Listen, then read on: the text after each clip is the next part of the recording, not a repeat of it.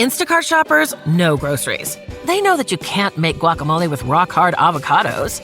They know how to quickly find those peanut butter pretzels you can never find. And they keep you in the know by giving you updates about your order along the way. Let Instacart shoppers help take shopping off your plate so you can get time and energy back for what really matters. Visit instacart.com or download the app to get free delivery on your first 3 orders. Offer valid for a limited time. Minimum order $10. Additional terms apply. Instacart. Add life to cart. Marcia Schafer, we are becoming galactic citizens, or that's the goal. Whether we're up to the challenge remains to be seen. Spirkonomics.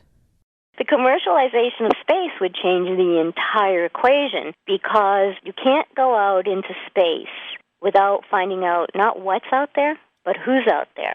Marcia is prepared to take us into the next millennium. Background in science, business, and medicine, and a little bit of metaphysics. You grew up knowing about ETs from the time you were in the crib. That is an extraordinary background. Thank you. Yeah, I've walked both sides of the consciousness highway my whole lifetime. And I've gone through a traditional life of meeting the expectations that anybody in modern society would. But at the same time, Wendy, I've also had these experiences that have reshaped how I look at life and what its meaning is, what we go through in everyday reality, and what might be on the other side of that curtain that we can't see. And the extraterrestrial experiences were a significant part of that helped me take a very different look into things. So today I work with people, and as I work with them, I share some of those insights, because the whole point is about getting us to think differently with new vision so that we can hopefully continue to evolve into a more enlightened species. When I first connected with you, you had the book out, The Confessions of an Intergalactic Anthropologist, and I think that, the title alone is like, whoa. The title actually was suggested to me by those who visit with me, and, extraterrestrials are not somebody I would normally take business advice from, because it sounded like a cross between a Harlequin romance and a Star Trek episode, but it actually turned out, as long as it is, it actually turned out to be a very apt title, and it came from where that's one of the things they had told me on a soul purpose, what my life was about, was similar to being an intergalactic anthropologist, as I learned not only about other species and their existences and realities, it helps me have a much greater understanding and empathy for the human condition. So, that's what that book was about. Years later, it moved from being my understanding about reality, our relationship to the natural order of the world, higher cosmic principles, to understanding social order and how populations can move forward on a planet to progress and advance and build into an enlightened society. And that's what the second level of information was, where I didn't even realize that all the experiences I'd had since I was a child and born in the crib and all the visits were preparing me for that, really the second stage of human evolution and moving the population forward. And that comes forward under the Spirkonomics book. But all that information is really available to help us to become better thinkers about what the world is about and to look at things differently. Today we're in a position where we have so much information, and science has moved forward so rapidly in the past few decades that we now have the ability to look at things with new eyes. When I first started talking about this, I had a lifetime of experiences, but I didn't really start talking publicly till the late 90s when I was really pushed to do so. And it was hesitant. And people were interested, but we also didn't have the information that we have now. We didn't have the advanced technology that we have now. And so I had to make a lot of comparisons against things that we didn't yet have in our society. Today it's much easier, where we've got the Internet, we have telecommunications, we have invisible Wi-Fi fields all around us. So there's a lot of tools that are available to me as a communicator between worlds and existences to be able to help people to understand concepts. And as a result of that, because we have advanced so much as a society technologically, that people are much more able to grasp ideas that were once a little bit way too far out for them, and also to consider the reality of things such as extraterrestrial existence much more deeply, and it becomes more real to them in times before when they could not make that same leap. So this is an extraordinary time that we have before us just because of the nature of the world in which we live. Right now, most people are focused on chaos, change, violence, all the tumultuous things that are happening around us, the politics in the United States and elsewhere. But if we look at it in terms of what we're achieving instead of what we're dismantling or what's falling down or what's not working or the hate and violence between people, there's a new shift to looking at where the human is going if we can keep our eyes on the ball. And that, I think, is part of the secret, is everybody has to keep their eyes on the ball and not be distracted by all the chaos that's going on around us. These things are important. You know, the political issues are important, very important. Everything is out there to cry out for us to pay attention to it, but we're not always paying attention to the really important things that matter. And those important things that matter have to do with understanding reality, creating the future instead of just accepting the one that's been handed off to us, important things that leave mankind and lead mankind into becoming a very empowered, self-directing species who works for the betterment of the entire population. Well, just to think how far we've come in our lifetime. I mean, I remember watching and being aware of how important it was with the first man to walk on the moon, Neil Armstrong. And there was a huge paradigm shift from that, just being stuck to seeing somebody out there and then realizing we are going out there with the Internet Space Station that we've had wonderful pictures from. And now we'll be able to take a vacation. Now, of course, they might change the date a little bit, but by 2026, this company's advertising it'll be a $10,000 package to take a vacation on the moon. Wow! In our lifetime, that has well, you know, you just brought up a very interesting twist. Back, I think it was in the early 90s, it was pointed out to me that the extraterrestrial reality issue would come about not because of the population demanding it, not because of a government proclamation, but that I was to get ready for the commercialization of space. And the commercialization of space, which back then, was what? Only NASA, governments do this. The commercialization of space would change the entire equation because you can't go out into space without finding out not what's out there, but who's out there. And as a result, as they pursued these commercial and capitalistic ventures, they would have to prepare the population to deal with meeting the relatives, as I affectionately call it. And so, what you're referring to is looking at how we're moving the needle in a way where this is going to have to be ushered into society. So all the people who have, conferences and the rallies, that's wonderful for sharing information amongst a certain niche population. But in terms of the general public, the probable tendency is going to be just what you referenced. The coming commercialization of space is going to usher in the extraterrestrial reality. And with it is going to bring so many peripheral aspects of what we need to know, what's real information, what's fed information. It's going to change our lives in such dramatic ways. And this also brings in a very important another side of the equation that's been happening over the past few decades to mankind. As you've looked at advancing technology and the ushering in of artificial intelligence and sophisticated electronics, what that has been doing is getting mankind ready in a new way for not just the artificial intelligence advent, but for extraterrestrial reality.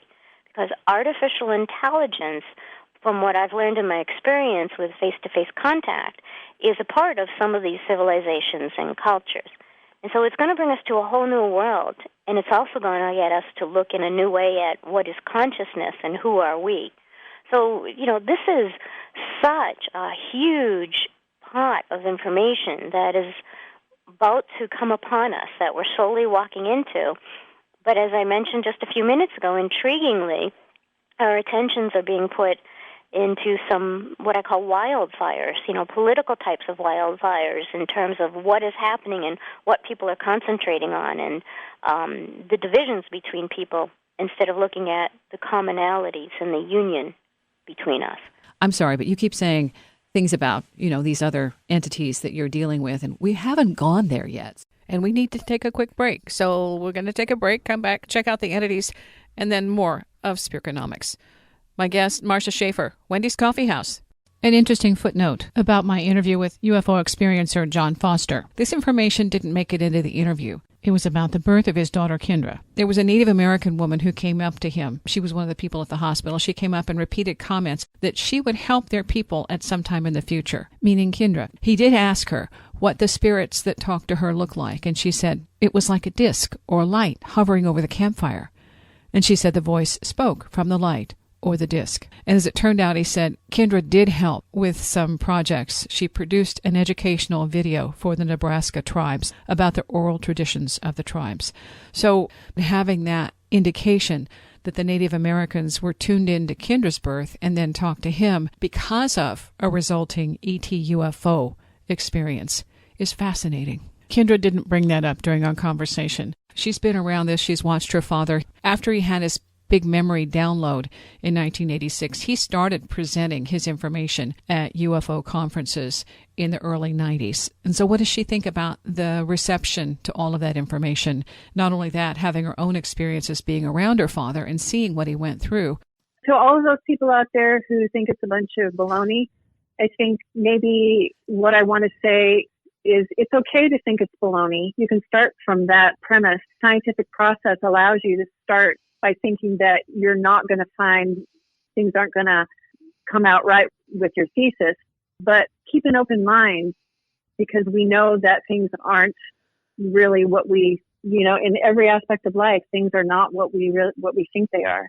Our scientific criteria may be different than what we've thought it was for the last several hundred years. The interviews with Kendra and John Foster are in the Coffee House archives, Wendy's Coffee House, Audio Boom, and you can follow along on the blog at wendyscoffeehouse.com. And I have experienced many different types of species, from humanoid types of ones and classic, what we would tend to call the grays, to reptilian forms of life, forms of life that I don't even know what to compare them to. And then there's a separate division that goes beyond that, where it's more of a consciousness that doesn't need a body anymore. It's a very, very advanced type of being.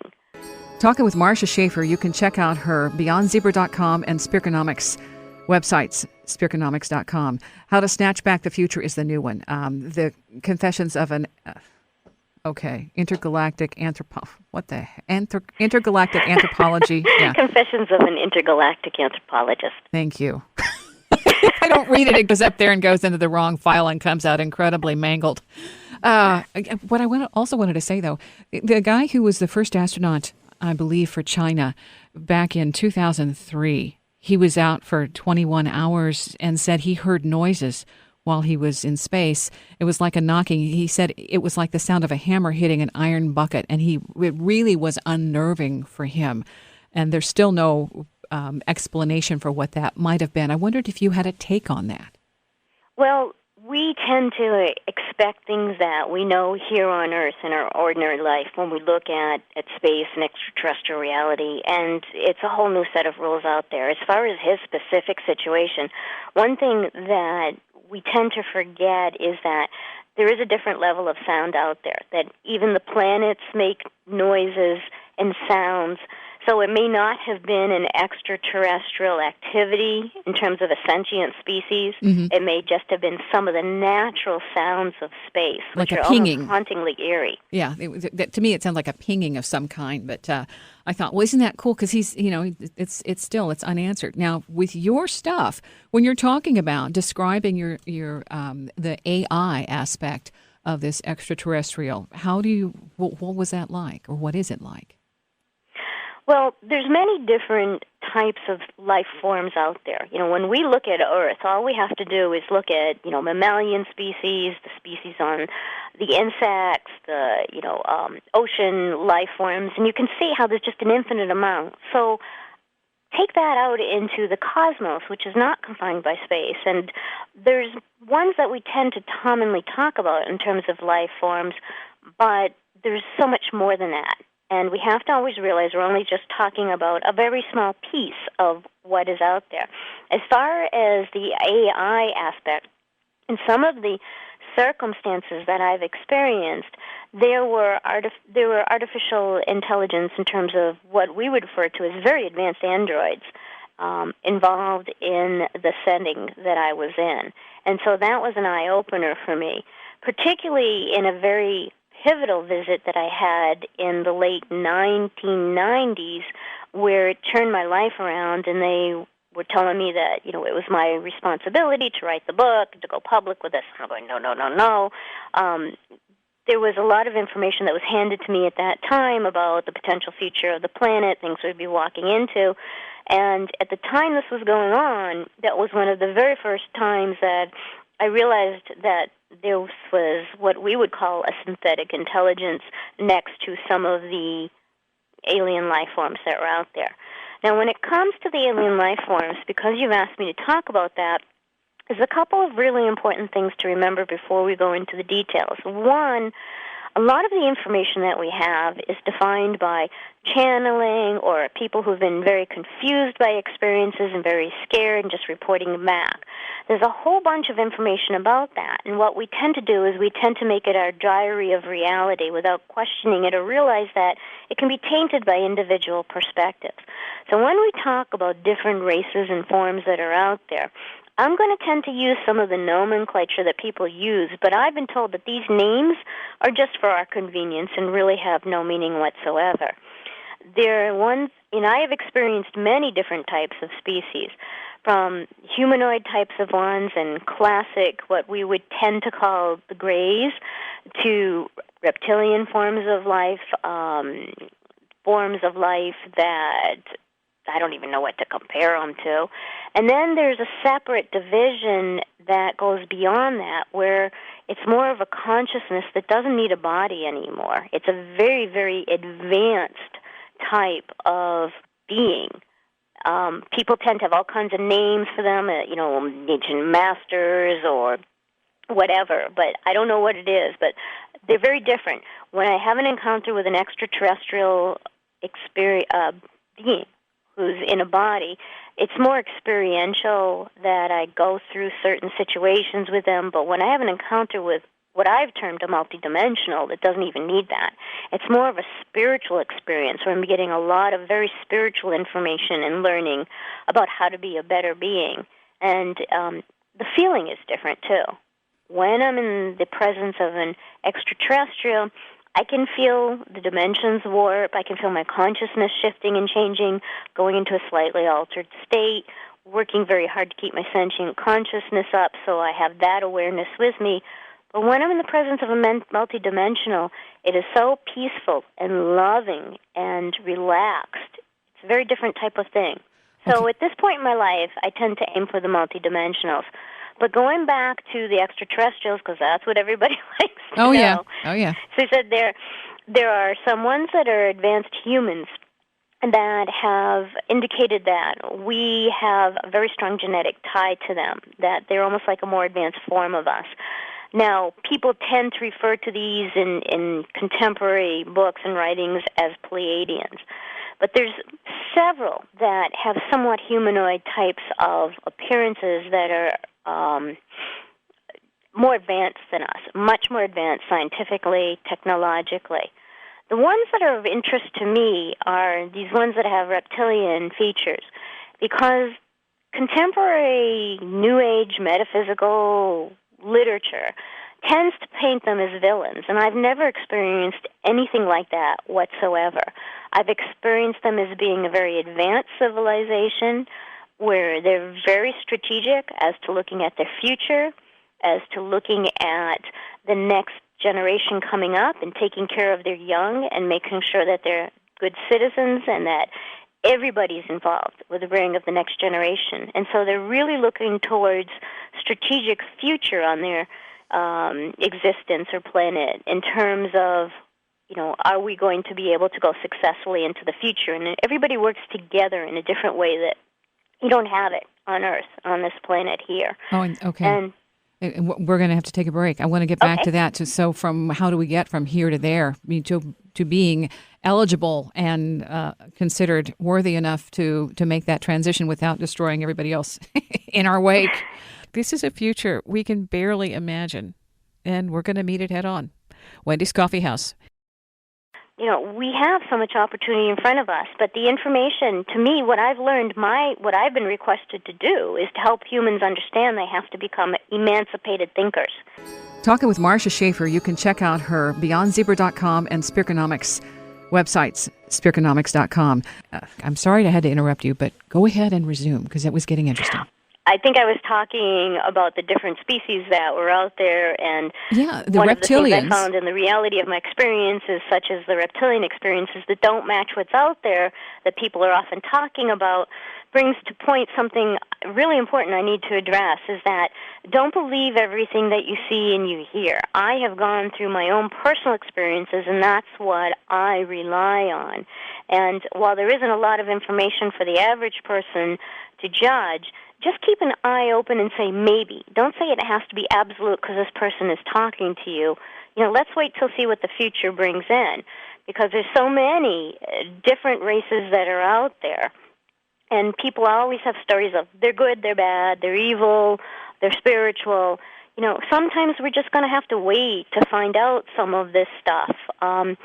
The interesting thing is when you have your own personal experience, should it ever happen to you, to help you make some of those decisions, it's really important to try to keep a portion of your mind open and awake and your consciousness very clear, because you tend to just go into this state of being where you're in such awe of everything that's happening that you're not thinking very much about things that you would think about normally, such as during, where we're at today in our everyday conversation, would think to question or happen. You're just sitting there kind of like, wow.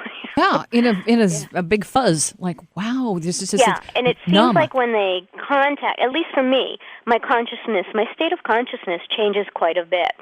And I go into a different state of knowing and understanding. And that's why I made reference to it's really important. I've learned over the years how to trigger my intellectual awareness instead of my just soft fugue consciousness, so that I can combine both. And when I was able to become a more interactive, calm participant and bring up certain things and question things, not believe everything that they told me. Mm-hmm. This is a very interesting twist. That's when my information went to a whole new level. It was if they saw that I wouldn't be conned by the usual set of information that they give people. And I began to get some very profound teachings and information about the state of the universe, evolution, human awareness, all kinds of things. It was like I went into an advanced teaching stage by showing that I was worthy or capable of getting the information, because oftentimes what happens to people when they have an experience and they engage in a communication, they're told, you're an ambassador, oh, you're so important, and a lot of garbage like that, where, it's playing to the human emotion. If there's one thing an extraterrestrial knows is how do you get someone to do something, you tell them that they're special and you feed their ego. It's like I affectionately call it a cosmic hazing. If you can step out of that, because they would ask me to, you want to share this information like hell, pardon my language, right. like heck. I'm not going for it. I'm not saying this. And how do I know it's true? And how do I know it's going to really happen? Right. And so what was really left impressed upon me is how mutable our future is, and that we have the ability to shape the future. And it's impacted by our awareness, our actions, our thoughts, and a lot of things that during everyday reality we don't often consider. And so that left me so impressed by the fact of we really are responsible for the future that we create. And we have to come to an awareness of that and take responsibility for our lives. Because what happens now is we're being led to follow a life that's being scripted for us by others who are out there, by not taking an emancipated stance and saying, this is what we should have, this is what we should know, we have the capacity to go in a different direction.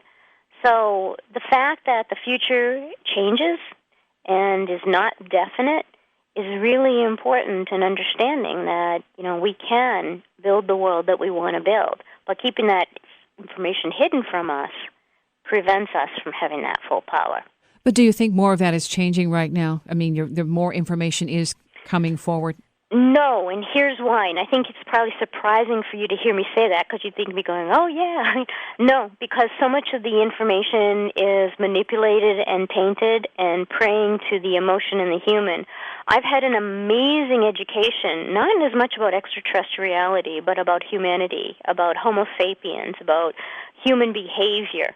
And the human experience is really driven by the emotional positioning that we have, by our responses from a stance of emotion.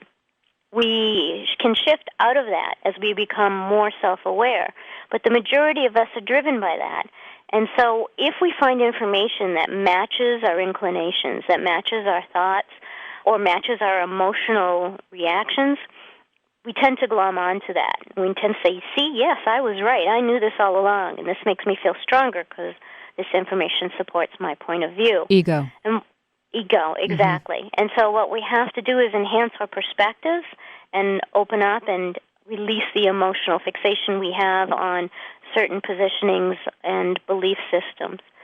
We have so much opportunity in front of us, but the information, to me, what I've learned, what I've been requested to do is to help humans understand they have to become emancipated thinkers.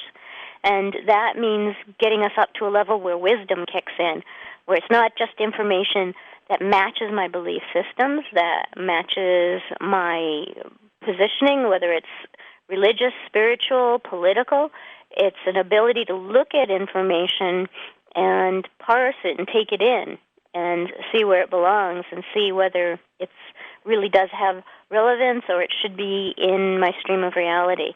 But we're so susceptible to false information that you've seen even the media, who is accused of giving false information, is having a big whoop-de-doo about false information. Oh, this is right now, it's just a big game. It's all across the board, and it's just a challenge to figure out where the legit information comes from and what you pay attention to. In the meantime, you've got all the gossip mixed in with that, and it's really, it's almost a giant joke. It's a free-for-all out there, and that's why this is about the opportunity for man to become an emancipated thinker and to stop and think and not react so quickly. Okay, well, the thing is, how do you know it's wisdom? What is the parameter for that? And I've only got like 2 minutes, but... All right, for me, wisdom is something that comes wrapped up along tolerance and kindness. Wisdom is something that helps you make better decisions and think smarter and think wiser, and also opens up us to the path of higher consciousness. One of the things that I've learned is nothing ever stops in a box, that there's always another layer to be able to see things, and you see it differently. I'll learn something that years later I'll look at it and I'll have new information and say, I thought I knew the answer to that, but now I can see it from a whole new vision. So extraterrestriality has brought me a lot of personal wisdom where I no longer react rashly to things and make fast conclusions, and I know I always have to wait and see what's the real outcome behind this. But as we go out into space with the commercialization, there's so much opportunity, and man has got to get ready for being able to decide who's telling the truth. Who do I believe? Do I believe the government? Do I believe an extraterrestrial voice? Often your own inner voice, once you get yourself into a spiritual connection, is the most powerful barometer of truth. I agree. And if it feels funky or not right, then that's a caution. Back in a few with my guest, Marcia Schafer, Wendy's Coffee House. There's a lot going on the planet right now, and this strain of thought, this philosophy of spiritual economics, spirconomics that was given to me was driven by my experiences with extraterrestrial reality. Spirconomics.com. Marcia Schafer is my guest. Now, a lot of people, when they have extraterrestrial experiences, will talk about the happening, or I was abducted, or something really traumatic happened to me. My experiences are very different, where they've been learning and teaching and educational, being positioned to look at the planet and our population from an outside perspective as a species undergoing evolutionary growth, eventually making their way to the point where they will have an advanced civilization. We don't have an advanced civilization, though humans like to think they do. We do not. An advanced civilization on a planet is characterized by peacefulness, by equal opportunities, by valuing the species that are on the planet, and the sentient, aware species are mentored and nurtured to move forward and be the best that they can be and are given the opportunities to do so. Humanity does not have that on the planet right now, but getting us to become an advanced civilization, a peaceful civilization who understands to value and nurture the species of their own and those around them is what is so important, because that step is a critical step that is really important to happen before we move into the next space of cosmic interaction, not just going back out into space, but interacting with the other entities that are out there. Our planet is moving into a new confluence in the space-time continuum and out there, and with that brings different energetic pulsations, quantum particles, quantum energies that we haven't been experiencing before that have the potential to interact with human consciousness and awaken new neural pathways and opportunities within the human. So that's one way to look at the potential for what is happening out there. The social implications I want to get back to again is people need to find each other.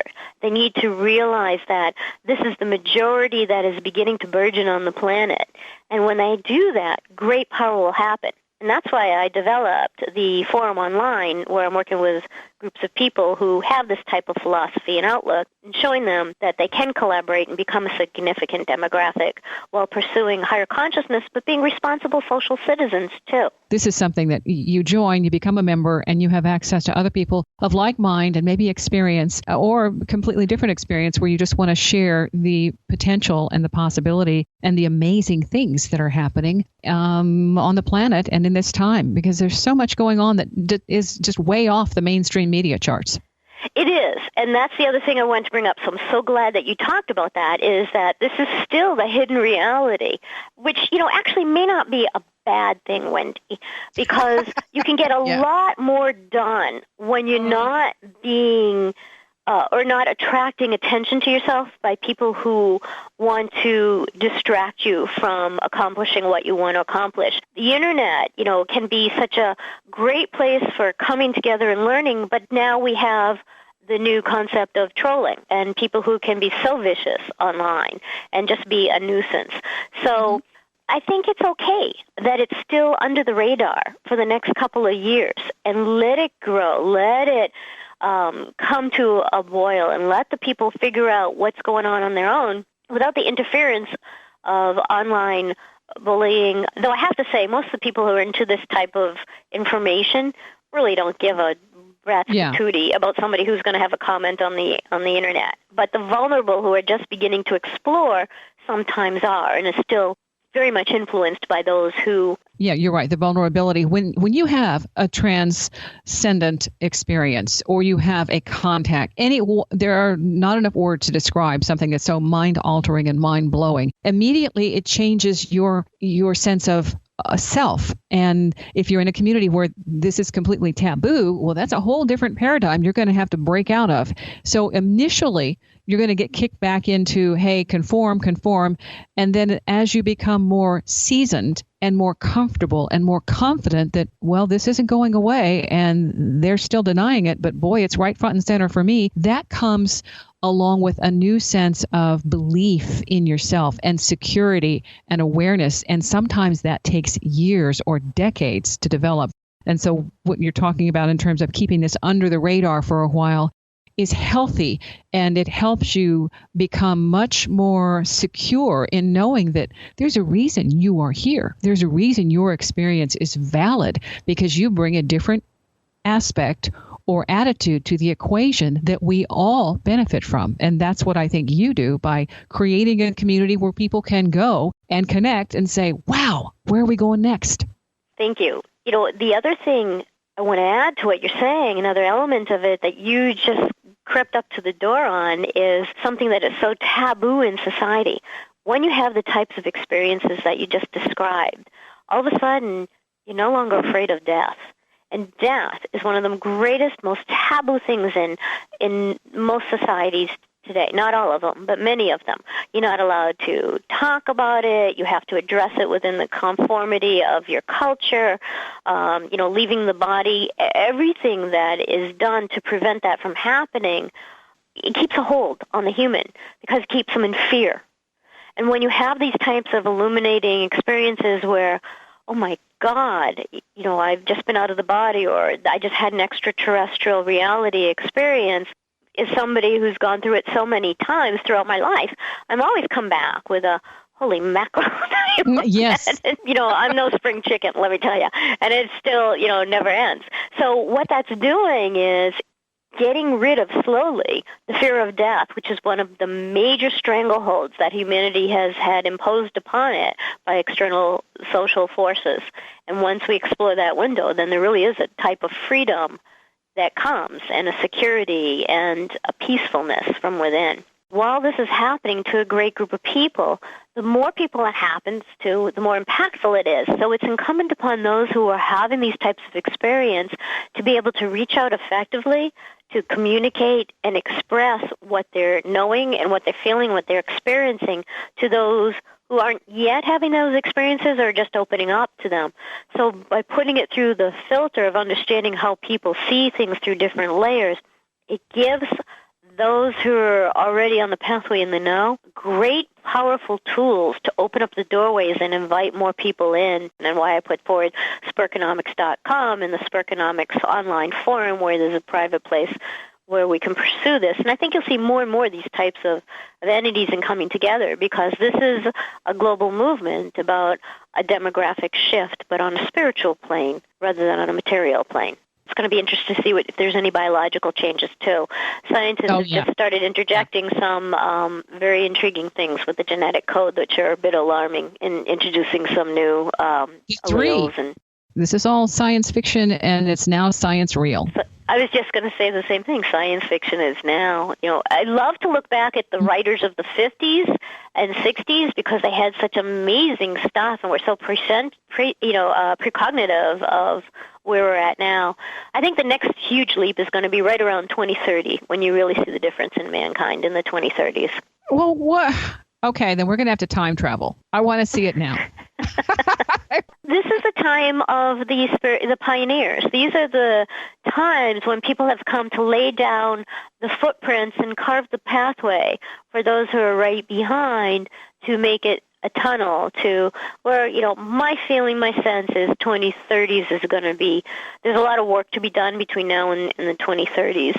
It seems like a very short time, and in some ways it is, but there's a lot of work to be done. And now I understand more of why I was given all these dates and all this information and shown certain windows of time when certain things must be done. It's now making a lot more sense with the unfolding of things on the planet. One of the things that's important for us to realize as we make this turn is respect, that other groups and other people with different viewpoints feel just as important and feel extremely righteous. Everybody has their righteous view of reality and what life should be. The difference comes in is when you say, this has to be your reality and you have to live under my paradigm, instead of saying we can all have a place to express ourselves and go forward.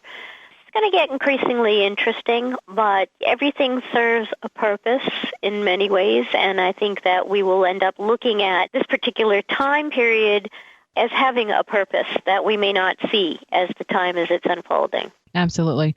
I really appreciate your time. The website? Spurconomics.com is a forum. It's a learning, educational, networking forum. I'll put some links on the blog, wendyscoffeehouse.com. Thanks for listening. Stay curious.